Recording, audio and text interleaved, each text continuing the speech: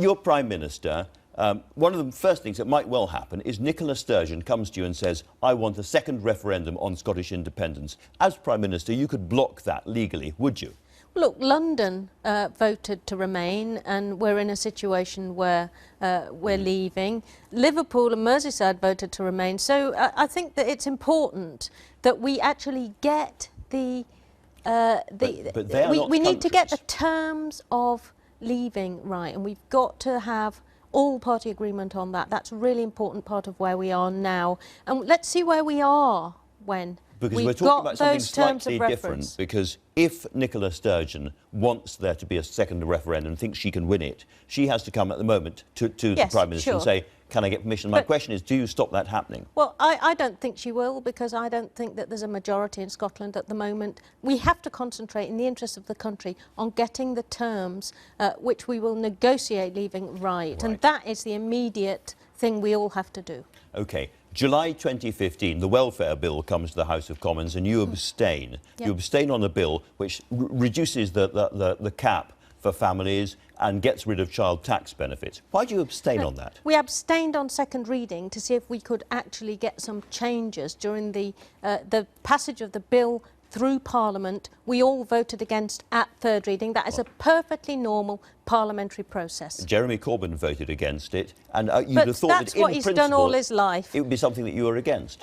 We all voted against it at third reading. We were using parliamentary processes to see if we could get some change, and we've been successful in getting change to other welfare bills. All right. Now, again, you've been under criticism for your Iraq vote, and you've talked about that and explained that, and in a sense that is probably history. But you also voted 3 times against there being an inquiry into the Iraq war. We've now had the Chilcot inquiry, and everyone can start to understand how it happened and learn lessons from that. You were against that. Why? No, we weren't against, and I wasn't against it. I wasn't against the Chilcot report, but there were still troops in Iraq. The issue is that you have an inquiry into something like that when the action is over and your troops aren't in danger.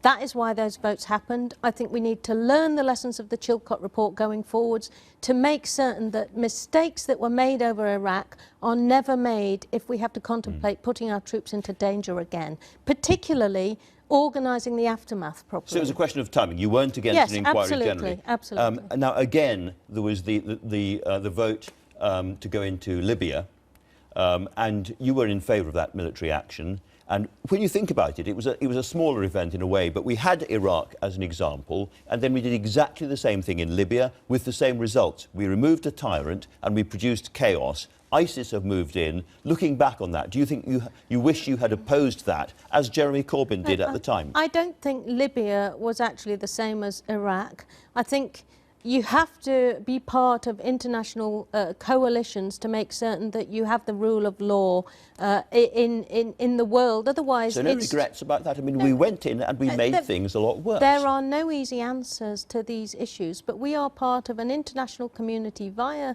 the UN. We're part of the NATO alliance. We have to do what we can to make certain that we help the world live by international rules and human decency, and we ought to keep doing that. Now, you've had some very, very unpleasant things said about you and some threats and the brick through the window and all the rest of it. Jeremy Corbyn has also had death threats and so forth, but yours have come particularly from the left of the party or the hard left, and some people think they come from this group Momentum.